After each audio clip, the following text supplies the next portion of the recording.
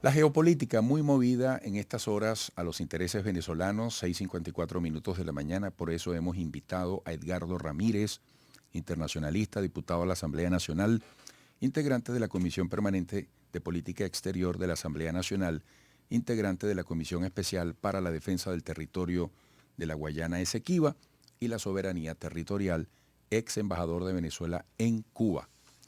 Edgardo, un gusto siempre recibirte por acá. Buenos días. Buenos días, Eduardo. Bueno, qué bueno. Llegaron las lluvias para la pureza de Venezuela. Tú sabes que yo ayer, chicos, sentí como una señal cuando por primera vez en mucho tiempo me llegó el olor a tierra mojada, que es algo tan sabroso, ¿no? Sabroso y para nosotros y para los llaneros es una cosa emblemática. Estimulante, sí, Y señor. esta tierra, Eduardo, está bendecida por el Señor. Amén. Amén. Bueno, Edgardo, fíjate, eh, además de informar, a mí en lo personal lo que más me gusta es procurar análisis, interpretaciones sobre lo que ocurre, ¿no?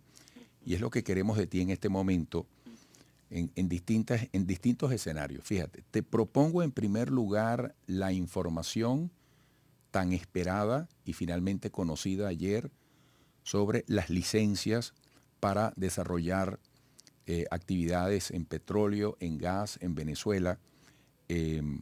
La licencia 44 que es sustituida, yo ayer leía 44A, también he leído GL 44, pero bueno, lo cierto es que la que sustituye a la anterior tiene vigencia hasta el 31 de mayo. Como diríamos en criollo, llevan la cosa con la cabulla corta, ¿no? Con la brida recogida.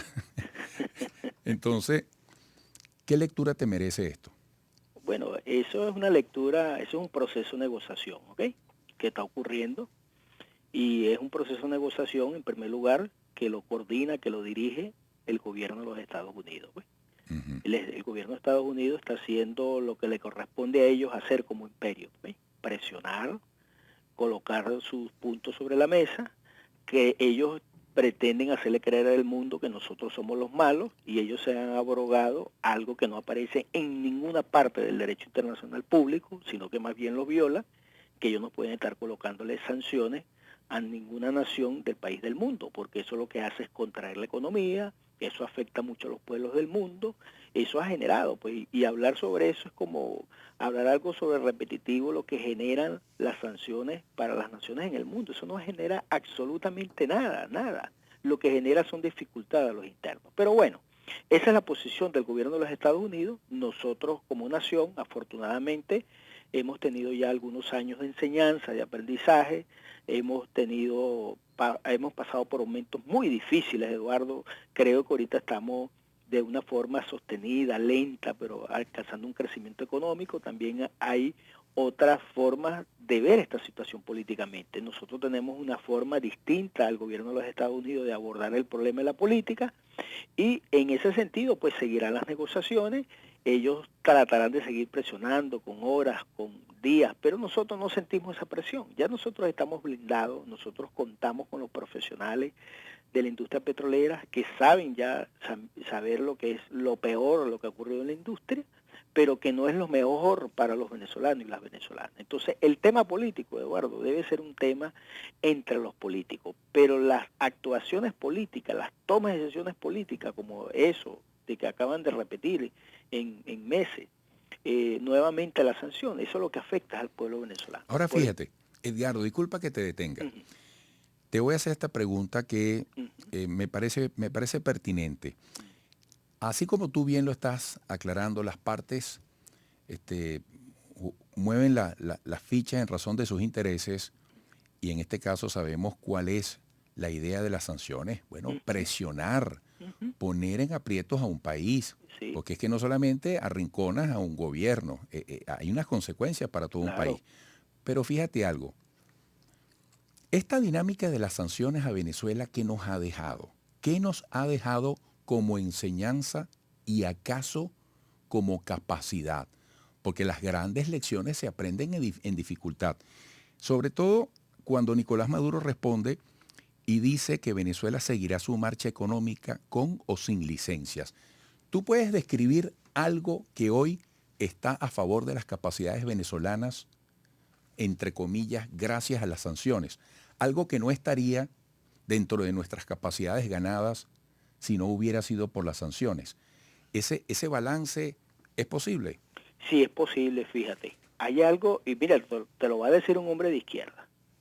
El hecho que hoy el empresariado venezolano, que siempre se ha tomado así como, más bien como una cuestión, como una verdad, pero no es verdad, pues, porque no hay ninguna parte del mundo donde la empresa privada, donde el empresariado participe en las actividades económicas, sea un gobierno socialista. Eso no ocurre en ninguna parte del mundo, que los empresarios no formen parte de un gobierno. Pues claro, que tienen su participación limitada, unos más, unos menos, eso es verdad.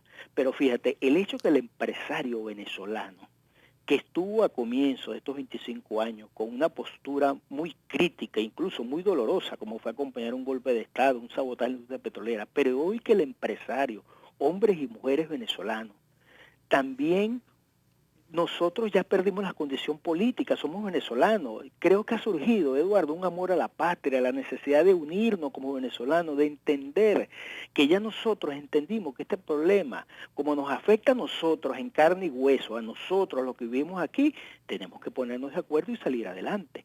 Y entonces, la gran enseñanza aquí es que hasta factores políticos, económicos, que estaban al comienzo contrario a la idea de lo que era el gobierno nuestro, hoy en día piensan en la patria, en amor en la patria, saber que sus familias están en Venezuela, saber la necesidad que tenemos que unirnos, porque primero que nada, la nación, la patria que nos dio Bolívar. Y fíjate, la industria petrolera ha sido llevado muy bien a tino por los trabajadores y trabajadoras venezolanos y venezolanas, y ha recibido un acompañamiento no solamente de los hombres y mujeres internos, sino la inversión del capital nacional y también de inversionistas internacionales.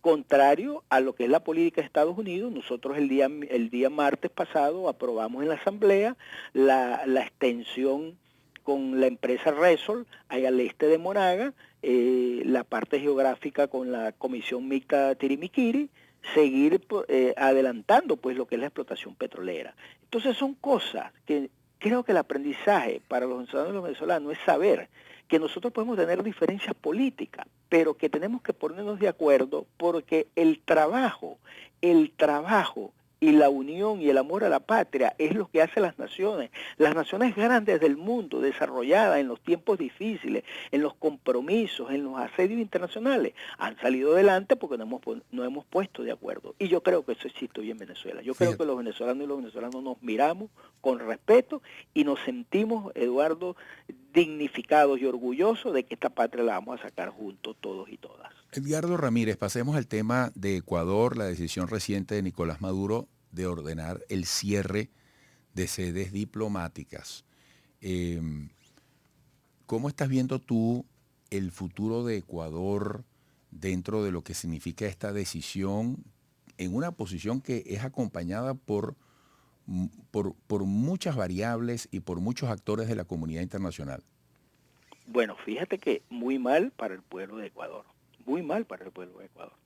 Yo creo que la decisión de la CELAC, donde de forma unánime todos condenaron, pero voy a actuar rápidamente aquí como docente. Mira, Eduardo, en el día 13 de junio de 1951, quedó conformado cuando fue el asilo al caso de Haya de la Torre, que él fue a Colombia. Colombia le dio el derecho a Haya la Torre del asilo político. Y el día 13 de junio de 1951, la Corte Internacional de Justicia consideró que es una decisión unilateral y definitiva, obligatoria del Estado que da el asilo. Y entonces nosotros como Venezuela estamos comprometidos porque esa jurisprudencia se sentó en la Convención de Caracas de 1954, donde se precisa que el Estado que otorga el asilo a un perseguido político es el que califica, y el Estado territorial, en este caso que es Ecuador, es el que debe otorgar el salvoconducto a la persona, porque ya el Estado de asilo permitió en este caso a Jorge Glass como su condición de perseguido político. Eso está establecido en el derecho internacional, pero aquí lo que hubo fue una violación del artículo 22 de la Convención de Viena de las Relaciones Internacionales, también del año de 1961, donde dice que ningún local, ninguna sede diplomática entiende, todos son inviolables. Entonces, frente a este hecho del derecho internacional público, lo que es ilícito, Eduardo, no se puede ver como algo lícito, porque entonces vamos a entrar en el mundo de las disputas irracionales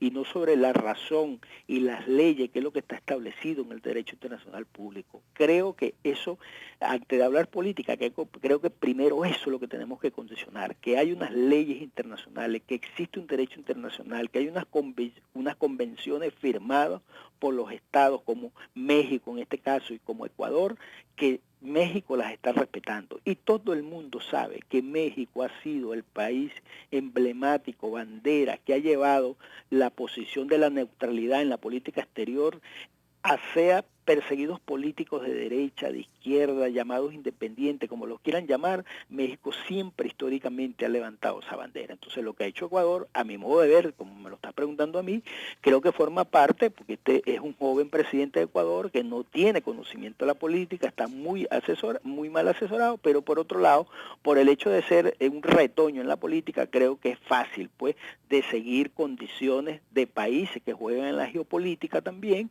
para entrever divisiones entre los pueblos de América Latina y el Caribe. Creo que ya la CELAC respondió para el mundo de que estamos al lado del derecho al asilo, no importa la condición política que sea, y nosotros como venezolanos hemos dado muestra de eso, pues nosotros hemos tenido aquí personas que ellos se han considerado perseguidos políticos, que nosotros lo hemos considerado que no son perseguidos políticos, sino enemigos que han faltado a la Constitución y han permanecido en las embajadas, y nosotros hemos respetado eso. Entonces Venezuela es una muestra evidente de que se apega al derecho internacional, que cree en las diferencias políticas, y que bueno, si no se puede sancionar a una persona por la vía de que corresponde las leyes nacionales, bueno, eso forma parte de la dinámica política. Pero lo importante aquí, Eduardo, es que lo que es ilícito no se convierte en algo normal, y que en el día de mañana, bueno, entonces los perseguidos políticos no van a tener derecho en ninguna parte del mundo. Ahí queda, eso en puntos suspensivos, esa última acotación. Sí. Bueno, Edgardo, gracias por esta conversación. Hasta pronto. No, un abrazo para tus oyentes, y bueno, Eduardo, seguimos aquí en Venezuela trabajando, estudiando, y el amor a la patria, Eduardo, eso es lo que nos corresponde a los venezolanos, sacar la patria adelante, unidos y siempre teniendo presente al libertador Simón Bolívar. Gracias, Edgardo Ramírez, internacionalista, diputado a la Asamblea Nacional, integrante de la Comisión Permanente de Política Exterior de la Asamblea Nacional, integrante de la Comisión Especial para la Defensa del Territorio de la Guayana Esequiba y la Soberanía Territorial, ex embajador de Venezuela en Cuba. Sigan allí.